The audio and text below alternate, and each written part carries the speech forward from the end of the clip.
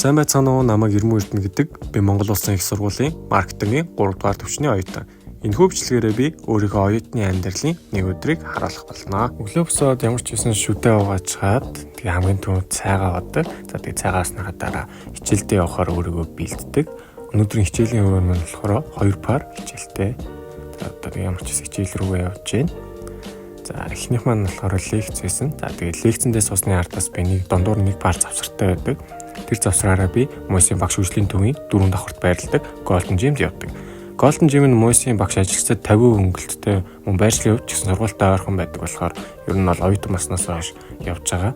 Gym ээж дуусныхаа ардаас чөлөөтөөс сонгосон археологийн баримтжуулалт хичээлийнхаа семинарт суудаг. Энэхүү хичээл дээр хагарсан ваар болон эртний чулуун цэцэг зэрэгээ зурд дүрсэлдэг болохоор маш сонирхолтой санагддаг. Та хэд ч гэсэн ер нь бол чөлөөтөө сонгоосоо гэж хүсэж байна. За тэгээ хичээлээ таарсныхаа ардаас 7 хоногтой 2-оос 3 өдөр цагийн ажил хийдэг. Одоо явуулсан ажил руугаа явж байна. Ажлаа 4 жоохон өнгөрөөж нээгээд жижигхэн газар болохоор ганцаараа ажилдаг. Ачаал ер нь бол одоогоор жоохон бага байгаа. Манай ажил ер нь бол нэг ачааллаас хамаарат шөнийн 12-оос 3 цаг хүртэл ер нь ажилдаг. За тэгээ өнөөдөр ачаал юм багтаасан болохоор ажлаа хаачаад гэрлүүгээ явж байна. За тэгээд миний оюутны амьдралын нэг өдрийг үзсэн та нартай баярлалаа.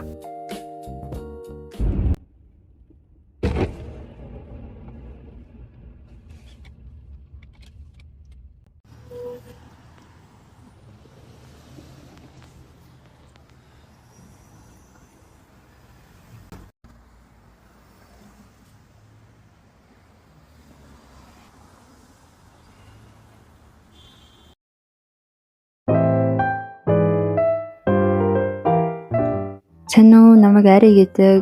Мосин бизнесийн сургуулийн маркетингийн 3 дугаар түвшний оюутан байгаа.